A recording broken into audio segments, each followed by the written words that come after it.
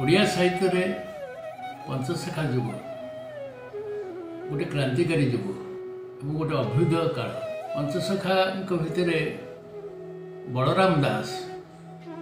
जे थिले दांडी रामायण रचनाकार। या व्यतीत ब्रह्मांड भूगोल, बट्ट अवकाश, भाव समुद्र एवं शरीर तत्व भजन बहु परिमाण रे पृथ्वी को शरीर सहित तुलना करी से शरीर भूगोल परिक्रमा करिसेंती एवं ब्रह्म निरूपण करिसेंती। किंतु दांडी रामायण बा जगमोहन रामायण जहाँ कह ठीक शारदा दास पूर्व कपिलेन्द्र देव समय जो दांडी वृत्त शारदा महाभारत लिखिले से दांडी वृत्तर अनुसरण रे दांडी रामायण बा जगमोहन रामायण बलराम दास लिखिले। ये कथार तात्पर्य होचे गोटे दांडी वृत्त आदिकवि शारदा दास सृष्टि कले अनुसरण कले तार परवर्ती कवि से वृत्त को दांडी वृत्त को अर्थात गोटे विवर्तन और विकास से वृत्तर आम देखा पाऊ। असम छंद अक्षर सज्जा मध्य असामंजस्य रही सेमती किसी ना छंद को छंद पढ़ुव ठीक से प्रतिपात ठीक थी न भी पारे तेणु अति मुक्त भाव से छंदे जो पुराण शारदा दास आरंभ करते तार विकास घटला दांडी रामायण बा जगमोहन रामायण। यहीटा हूँ गोटे शैलीगत विवर्तन और विकास गोटे नुआ कथा ओडिया काव्य क्षेत्र में पुराण क्षेत्र में। बलराम दास लक्ष्मी पुराण घरे घरे आज परिचित। तार भीतर से देखी स्वच्छता, तार भीतर से देखी ब्राह्मण चांडाल भितर कौन भेद रही। लक्ष्मी पुराण शास्त्र सम्मत भाव आमर चर्या पर्वपर्वाणी प्रतिफलित हो। बलराम कहउछंती सुन रे कन्हाई गहळ चहळ आजि किछि शुभु नाही मुदिरथ पंडार तुंड शुभु नाही दासी परिवारी जी परिछा गले कहीं श्रीमुख पखाड़ी बाकु जल न मिलई कि बुद्धि करी पाएबे कहरे कन्हाई जगन्नाथ कहउछंती सुन ज्येष्ठ भाई लक्ष्मी छाड़ी गला रोजे मंत पंचदश शताब्दी भक्ति मार्गर अभ्युदय पर जो पंचसखा से भितर बलराम दास ज्येष्ठ एवं से ओडिया भाषा रे अनेक भक्तिमूलक काव्य कविता रचना कर रचित काव्यमाला भितर लक्ष्मी पुराण और दांडी रामायण सबुठु अधिक लोकप्रिय एवं अन्य रचनावली भितर अमरकोश गीता, कमल लोचन ज्योतिषा, दीप्तिसार गीता, पणसचोरी, विराट गीता, अवकाश गीता, बट अवकाश और ज्ञान चूड़ामणि, लक्ष्मी पुराण ये सब अन्यतम। और ओडिया भाषा साहित्य को यह गोटे गोटे अनवद्य सृष्टि और ओडिया साहित्य को जो लक्ष्मी पुराण गोटे अनवद्य सृष्टि जहाँकि प्रथम नारीवादी लेखा बोली कहुए। तो ये सब को लेकिन से ओडिया साहित्य एक स्वतंत्र स्थान निजप सृष्टि कर। आज महाप्रायण दिवस उपलक्षे ओडिया भाषा साहित्य संस्कृति विभाग तरफ तथा ओडिशा साहित्य एकाडेमी पक्षर से महान स्रष्टा पदारविंद आम श्रद्धासुमन अर्पण करुँ स्मृति अमलिन हो रहू ये आशा रखुँ।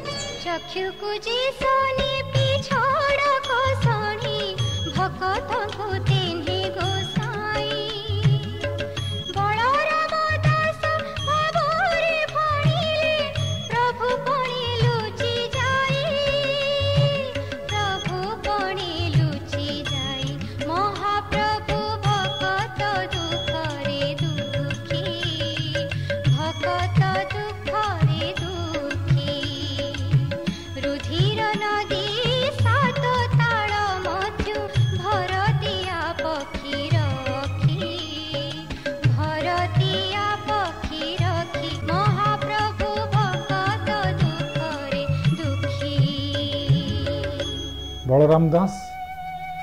आमर पंचसखा जो पंचसखा अच्छा ता भर जड़े विशिष्ट साहित्य साधक थिले एवं तांकर दांडी रामायण बा जगमोहन रामायण एवं मुरुगुणी स्तुति और लक्ष्मी पुराण समस्ते जानती से विषय रे तांकर दांडी रामायण बा रामायण जगमोहन रामायण विशेषत्व है आमे जपरी देखि था सारला दास महाभारत रे जे भक्ति आंदोलन प्रभाव रे देवता मानक भगवान को मनुष्य रूप से देखिबार साधारण मनुष्य भाव में देखा से सहित साधारण मनुष्य भली संबंध स्थापन कर इच्छा ये जोटा आम सारला महाभारत में देखी आहरी एक परिपक्व भाव में आम देखिपारू बलराम दास जगमोहन रामायण रे सेठी राम जड़े साधारण मनीष सीता जड़े ओडियाणी बहु भली व्यवहार करुँच चारिपटे जो समाज रे जहाँ घटी जाऊँगी ताकू देखिक से तीव्र प्रतिक्रिया भी सृष्टि कर भितर सृष्टि होची बलराम दास भितर जमीक पंडा माने सीता और राम को हैरान कला बेले किपरि सीता और राम अभिशाप देउछंती एवं जड़े साधारण गृहस्थ भली गोटे जो राम समस्त गोटे भोजी करुँच अयोध्या को फेरी आसवा पर सेठी से साधारण गृहस्थ भली समस्त को कहते जदि मोर किसी त्रुटि होती मार्जना करेंगे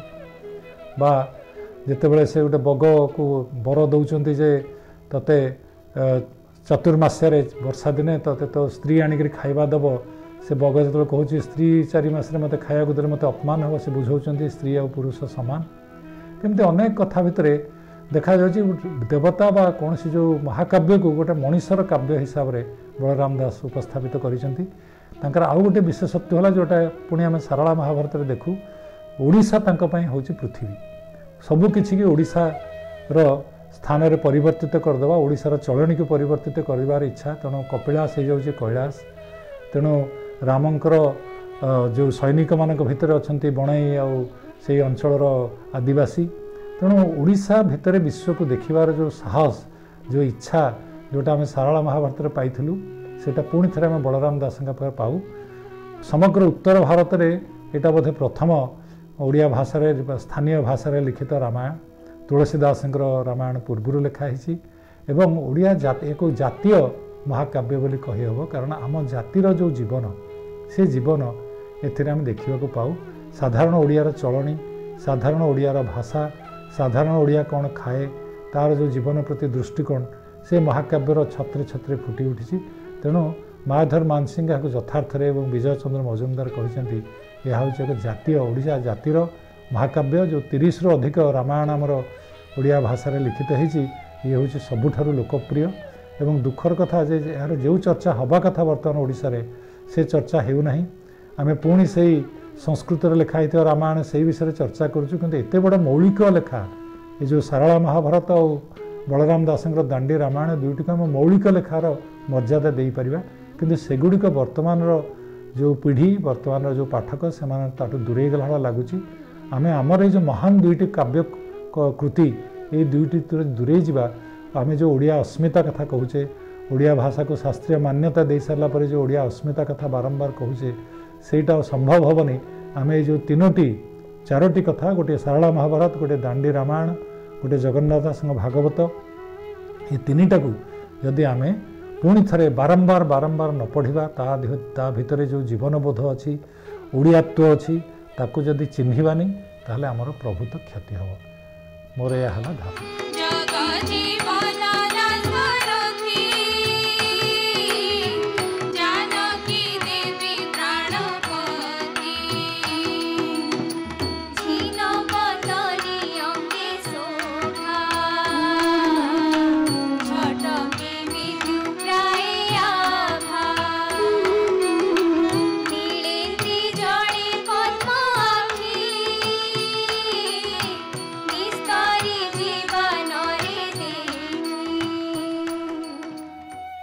षोड़श शताब्दीर मध्य भागरे पंचसखार साहित्य साधक माने सांस्कृतिक सामाजिक ओ धर्म क्षेत्र रे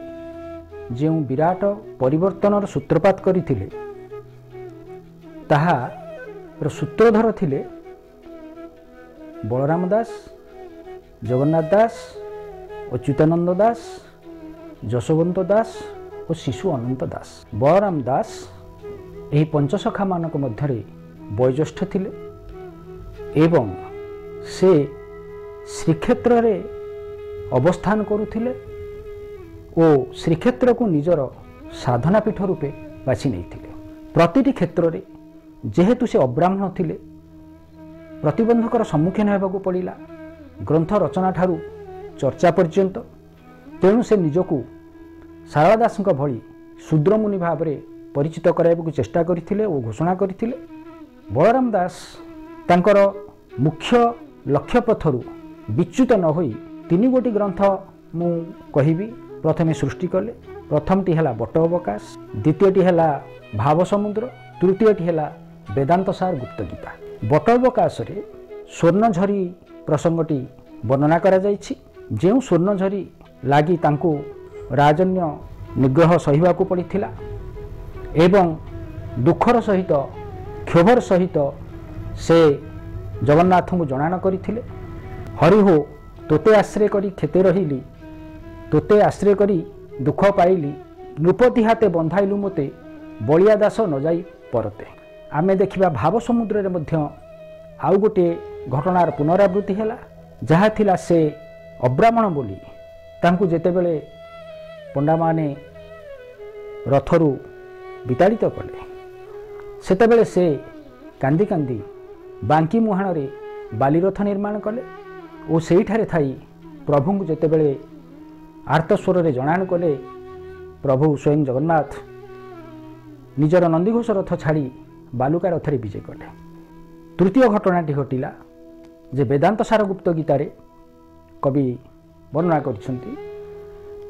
ସଭାରେ ପଣ୍ଡିତ ସଭାରେ ଯେତେବେଳେ ବେଦ ଓ ବେଦାନ୍ତର ପଠନ ଓ ଚର୍ଚ୍ଚା କେବଳ ସେହିମାନଙ୍କର ଅଧିକାର ଥିଲା, ଏହା ବିରୁଦ୍ଧାଚରଣ କରିଥିଲେ ବଳରାମ ଦାସ ଏବଂ ଏହାର ପ୍ରମାଣ ସ୍ୱରୂପ ମୂର୍ଖ ହରିଦାସକୁ ସେ ବେଦ ପାଠ କରାଇବା ସହିତ ବେଦାନ୍ତ ଚର୍ଚ୍ଚା କରାଇଥିଲେ। ସବୁଠାରୁ ଉଲ୍ଲେଖଯୋଗ୍ୟ ବିଷୟ ହେଉଛି ସେତେବେଳେ ସମାଜର ଆଚାର ବିଚାର ସାମାଜିକ ବ୍ୟବସ୍ଥାର ପରିବର୍ତ୍ତନ ନିତ୍ୟାନ୍ତ ଜରୁରୀ ଥିଲା। ଗୋଟିଏ ପୁସ୍ତକର ଉଦାହରଣ ଦେବି, ଯାହା ସମଗ୍ର ଉତ୍କଳର ପୁରପଲ୍ଲୀରେ କି ସାକ୍ଷର କି ନିରକ୍ଷର ସମସ୍ତଙ୍କ ଦ୍ୱାରା ଆଦୃତ ଓ ପଠିତ ଲକ୍ଷ୍ମୀ ପୁରାଣ। ସେଠି ଭକ୍ତି ନିକଟରେ ବର୍ଣ୍ଣଭେଦର ବିଚାର ଅମୂଳକ, ଏହା ହିଁ ସେ ପ୍ରମାଣ କରିବାକୁ ଚେଷ୍ଟା କରିଛନ୍ତି।